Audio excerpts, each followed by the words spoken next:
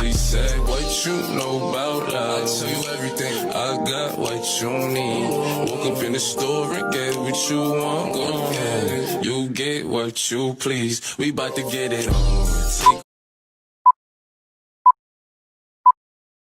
Her and the two chimps standing out there. Keep smoking a cigarette, so she go put her cigarette out quick. So I'm looking like, okay, we pulls up. I'm looking, so I'm like, all right, so I'm shaking my mace because I already know when I left on bad terms with these people. I left the store a mess. I cussed the fact down. I just did all kinds of stuff when I left Popeyes. As I'm getting out of the car like this, one of the gay guys that didn't press charges on me, he walking up towards the car like, now what you, like he wanted to say something. Okay, guys, let me say this. That little squat that happened in Popeye's parking lot, for one, I'm thinking that came from Facebook because that's why the first gay guy approached me. And the only reason why I got into it with his friends because that's his best friend. I guess they say best friends, they stick together. But this stemmed from a post from Facebook. So he comes walking towards me and like, yeah, blah, blah, blah, blah. What you say on Facebook? What? And I said, you clearly saw what was said on Facebook. I get out of the car and I slammed the door. I said,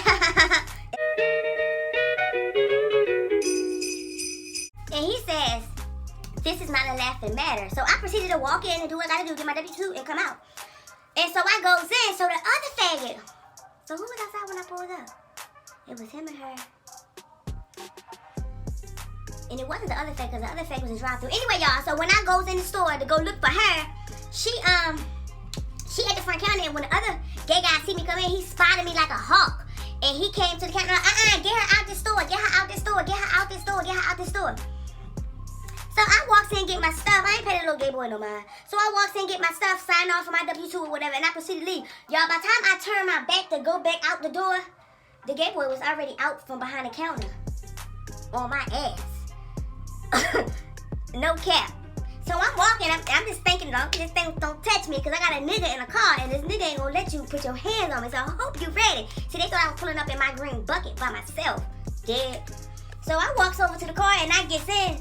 And they talking junk. And when I matter of fact, when I walked outside, the first gay guy talking to the driver of my car, the driver of the car that I was in. So I move. You weren't supposed to move. You were supposed to be right here. So I get in the car and boom, and I slam the door. I'm telling the driver to pull off. While I'm telling the driver to pull off, I'm sitting right here shaking the maze because I already know what I'm about to do. So I'm like, pull off. He want to pull off. He want to sit in this. Okay. So they talking. One of them, I don't know, he swing his arm.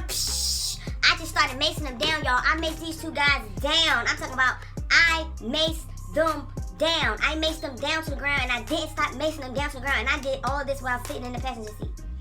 Yup, I sure did. And after I maced them down, they went and I pulled off.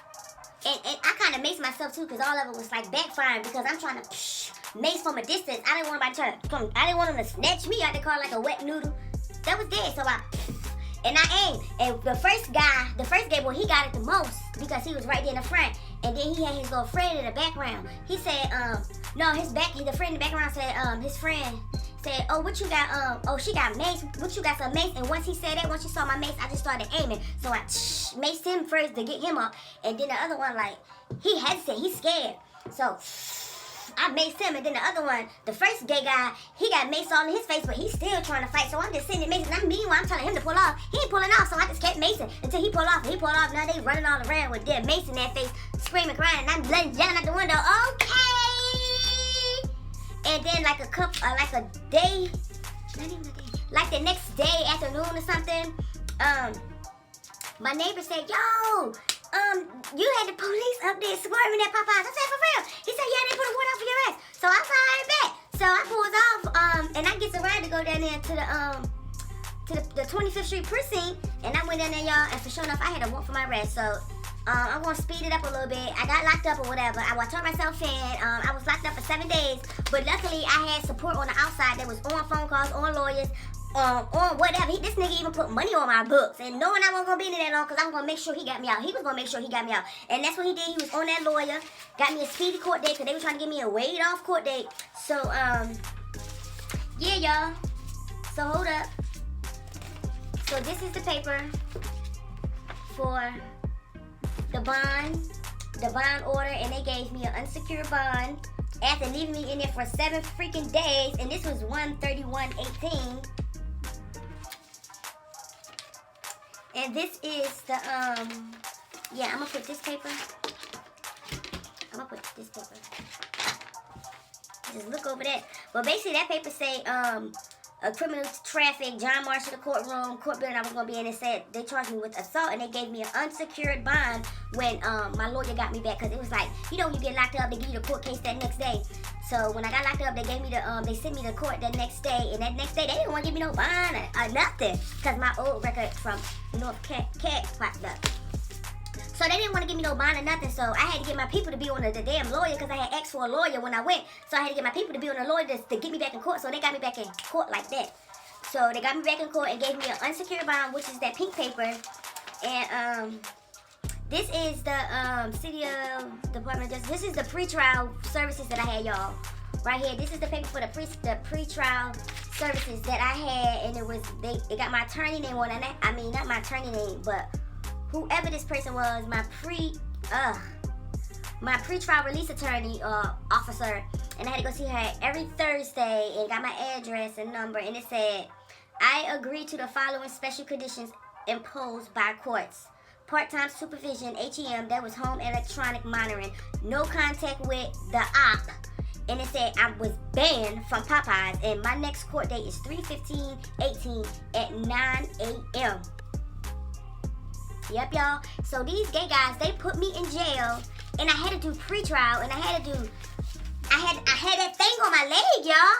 It was just like so torturing and so devastating to me, and I was just like, I couldn't get over it. I just really, really couldn't get over the fact that I was defending myself from two guys. But anyway, when we goes to court, I goes up there and I plead my case, and the judge already see that this is a man in woman's clothing, guys. This is not a woman. So the judge seen that, and she showed some sympathy, and you know, she gave me,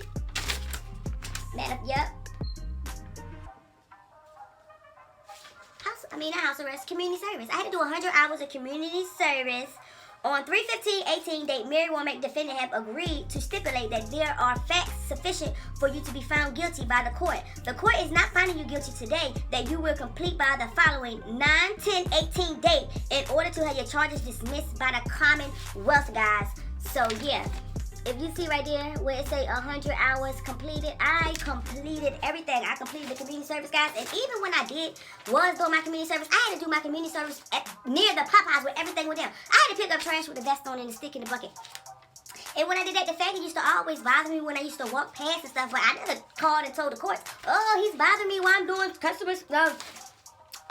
community service, help me. And I'm pretty sure you guys, if you've seen on Facebook, if you've been my friend on Facebook for a while, you've seen the pictures when I was doing community service. So yeah, it was just like, and then I had my community service dates. I had the paper and I had all the dates checked and stuff that I went like certain days, and then by the end I said boom, I only would need like 3 more days. So it's just like I had it all figured out, and I thought about it like, Mary, if you can have all this stuff figured out for the courts, for the peeps, so somebody won't be able to tell you what to do, fix your life, do it yourself, you feel me? So I had a lot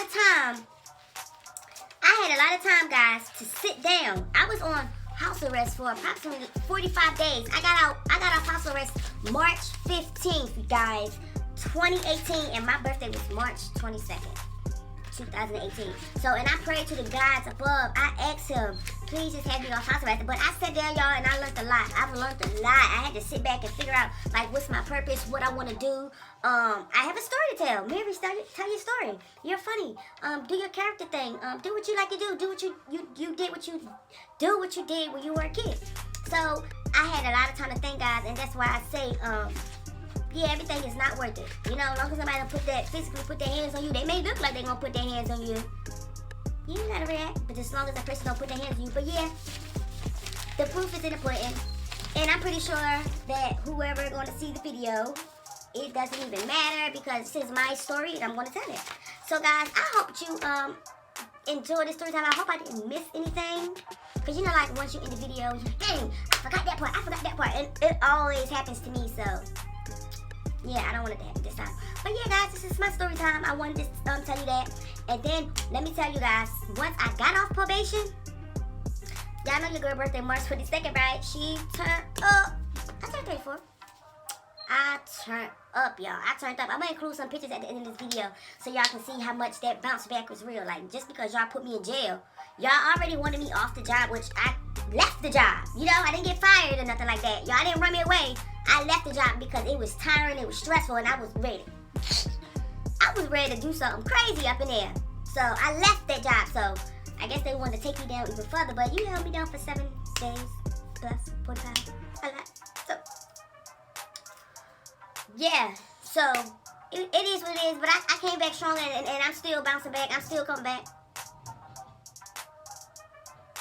Yeah. Y'all hear that? But anyway, y'all, that's my story time. I bounce back from whatever I go through. I bounce back, but I vowed to myself I am not going back to jail. I'm not doing nothing stupid. And guys, stay tuned for more story times because I still got a lot of stories. This right here, this ain't even the icing on the cake. This the butter in the baking pan. This, you know how when you ready to bake a cake and you ice it with you gloss it down with the butter? Yeah, that's what this is. This is the butter in it.